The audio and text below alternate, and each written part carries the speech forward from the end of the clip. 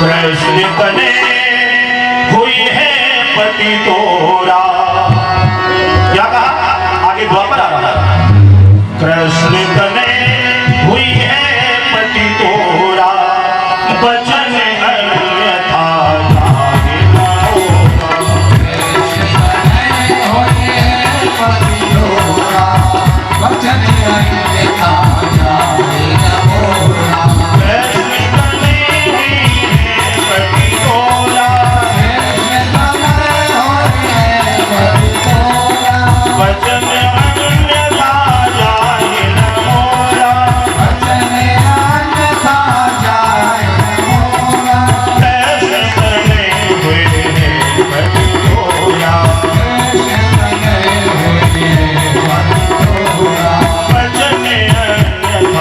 जागे न होगा।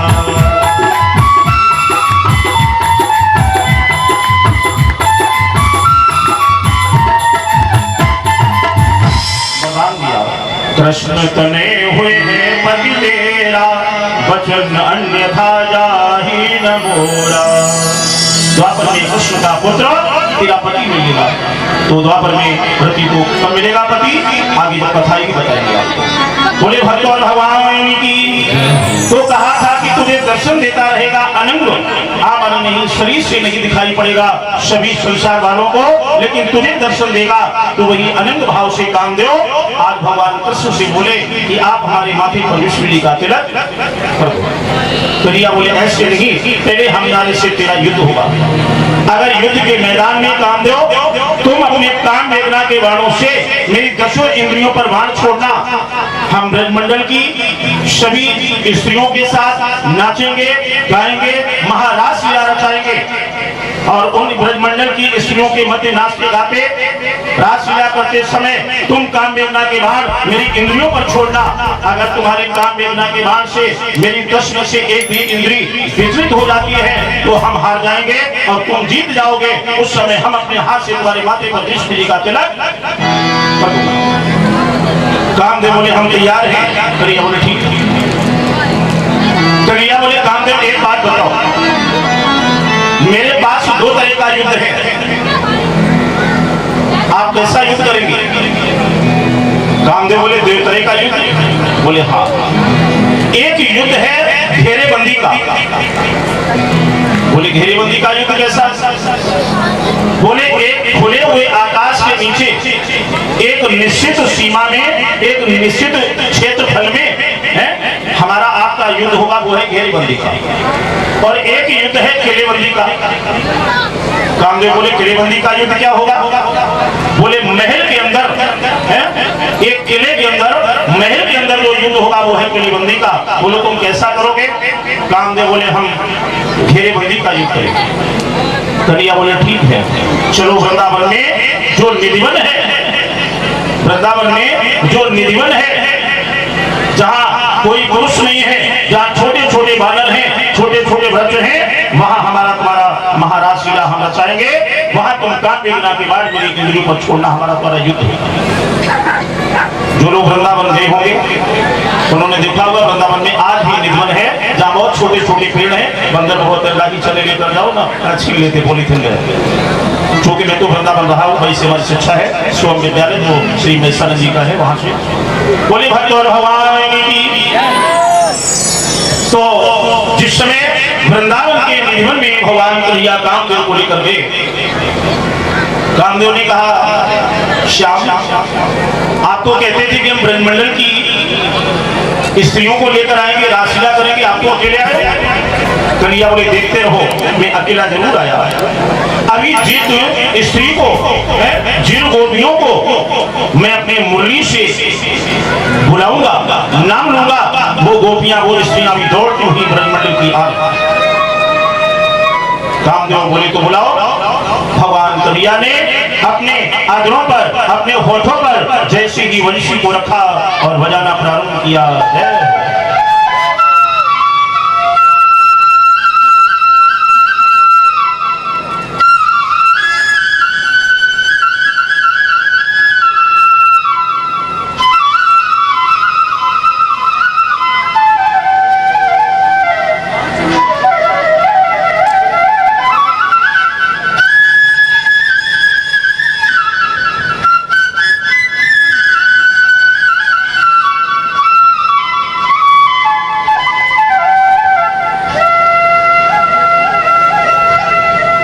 जय हो।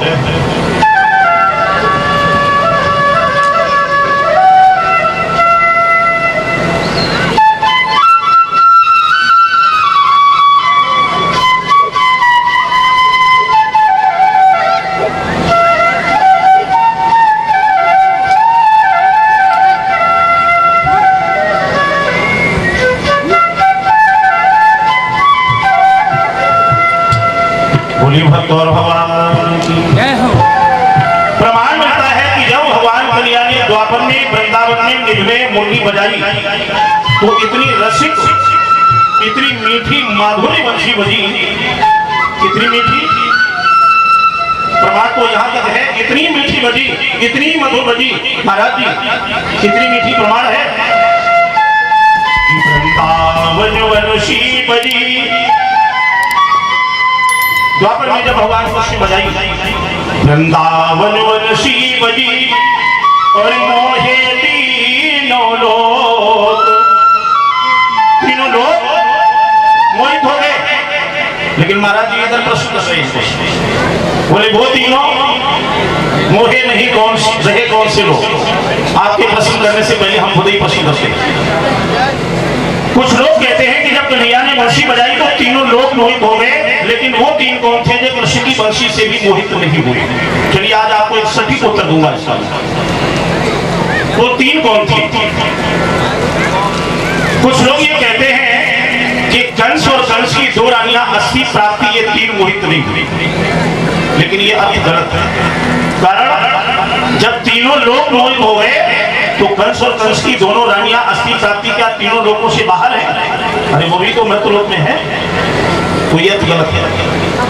कुछ लोग ये कहते हैं कि कन्हैया की तीन उंगलियां, जिन तीन उंगलियों से कृष्ण वंशी बजाते थे, वो कृष्ण की तीन उंगलियां मोहित नहीं हुई। बोलो सही है गलत? बताओ। चलो हमने मान लिया कि कृष्ण की तीन उंगलियां मोहित नहीं, मान लिया। अब आप लोग एक बात हमें बताओ, अगर आप ये कहें कि महाराज जी मेरे शरीर में, पूरे शरीर में फीवर है, बुखार है, लेकिन इन तीन उंगलियों में बुखार नहीं है, तो हम मानेंगे नहीं, क्योंकि तीन उंगलियों में बुखार नहीं, पूरे शरीर में फीवर है। इसका मतलब या तो उंगलियां आपकी पत्थर की या लोहे की। अगर कन्हैया का पूरा शरीर मोहित हो गया, केवल तीन उंगलियां नहीं मोहित हुई, तो इसका मतलब या तो लोहे की या पत्थर की या शरीर से डिस्कनेक्ट अलग है। पहली बात। दूसरी बात, चलो मैंने ये भी मान लिया कि कन्हैया का पूरा शरीर मोहित हो गया, केवल तीन उंगलियां मोहित नहीं हुई, क्योंकि आप कहेंगे कि उंगलियां अगर मोहित हो जाती तो बंसी बस्ती कैसी? आप हमें एक बात बताओ, कन्हैया का अगर पूरा शरीर मोहित हो गया तो बंसी में हवा कहां से गई? हवा किसने डाला? हवा तो मुंह से फूकेंगे और हवा जाएगी नहीं, उंगलियां चलती नहीं, आवाज निकलेगी। पढ़े लिखे आप लोग हैं, मेरा ध्यान दो। अगर कन्हैया का पूरा शरीर मोहित है तो इसका मतलब कि उन्होंने मुंह से हवा डाली नहीं पाई, क्योंकि शरीर मोहित है, उंगलियां चलती नहीं, अगर हवा आवाज निकल जाए हम हार जाए। पहले प्रश्न को गौर से सुनो। वृंदावन वंशी बजी मोहे तीनों लोग, बे तीनों बे, यहाँ पर कन्हैया की मोहित होने की बात नहीं है, क्योंकि कर्ता ने क्रिया को कर्म से, जो पढ़े लिखे लोग हैं शब्दों पर ध्यान देना, कर्ता ने क्रिया को कर्म से, कर्ता कौन है?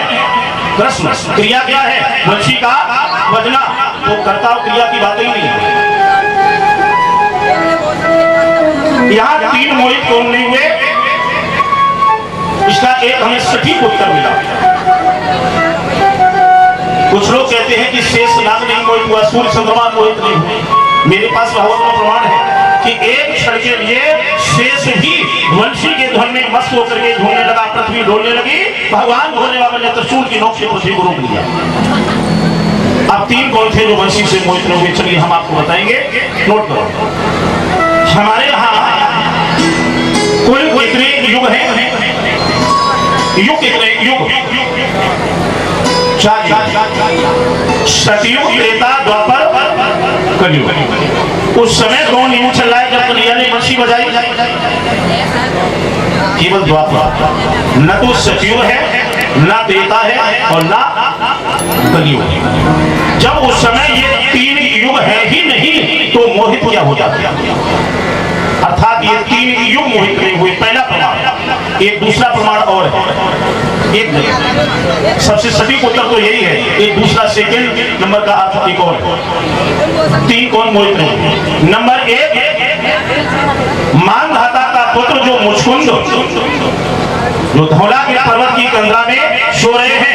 देवासुर संग्राम हुआ था, लड़ते लड़ते देवताओं को विजय दिलाई, तो मुचकुंद महाराज ने कहा कि अब हम थक गए, सोने की इच्छा है। देवताओं ने कहा जाओ इस पर्वत के अंदर सो जाओ, और मेरा वरदान है कि इतनी गहरी नींद तुम्हें आएगी कि तुम्हें दुनियादारी से कोई मतलब नहीं रहेगा। हाँ, एक वरदान और दिया कि अगर तुम्हें कोई जगाएगा तो तुम्हारे नेत्रों के प्रचंड तेज से जलकर भस्म होगा। कल ये कथा सुनेंगे, जब काल यमन पैर का प्रहार करेगा, मुचकुंद जगेंगे तो मुचकुंद के नेत्रों से काल यमन जलकर भस्म होगा। ये कल की कथा है। तो नंबर 1, मुचकुंद जो गहरी नींद में योग माया में सो रहे थे, उन्हें मालूम ही नहीं दुनिया में कहां बंसी बजी क्या, क्योंकि वो तो योग माया में सो रहे। नंबर 1। नंबर 2, राजा नृग जो गिरगिट कैटूरा बने हुए वृंदावन के भांडीक वन में अंधे कुएं में पड़े हैं, उनका ध्यान केवल कृष्ण के चरणों में था, दुनियादारी में कहीं नहीं था कि कब कृष्ण आए, उनके चरणों की रज हमें कब मिले और कब हमारा इस योनि से उद्धार हो। उनका ध्यान केवल चरणों में था, कहां बंसी बजी क्या उन्हें कोई मालूम नहीं। नंबर 2। और नंबर 3, उस समय रात्रि का समय है, चंद्र देवता तो हो सकते हैं लेकिन सूर्य भगवान नहीं थे तो सूर्य भी नहीं होते। एक ये दूसरा प्रमाण है, लेकिन पहले वाला जो प्रमाण है युग वाला 3 युग नहीं होते, ये सबसे सटीक उत्तर है। बोले भक्त और भगवान की। अब आप जो उचित समय बदले में मैंने दोनों उत्तर आपको दे दिए। अब जरा ध्यान दें कि जब तीनों युग मोहित हो गए, वो तीनों लोग मोहित हो गए, तो वंशी कितनी मधुर बजी होगी।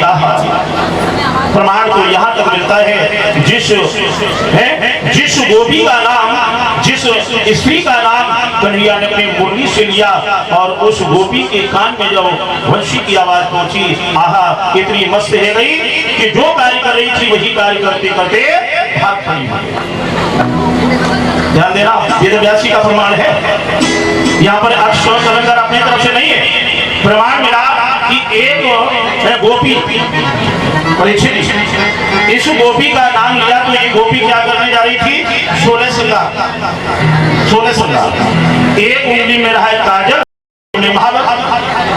इतनी मस्त हो गई वंशी के धुन में, इतनी मस्त हो गई, उसे यही नहीं मालूम क्या कर रही थी। काजल वाली उंगली लेके पैरन के तलवन में महावर वाली लेके दोनों हाथ में, कोई कोई जो वस्त्र पहनने जा रही थी, इतनी मस्त हो गई वंशी के धुन में कि पैरों वाले कपड़े धड़ में और धड़ वाले कपड़े पैरों में। कोई कोई गोपी क्या कर रही थी, हमारे तरफ ध्यान देना ना, घर पे जाओ बताओ कि महाराज जी ने बताया नहीं। कोई कोई गोपी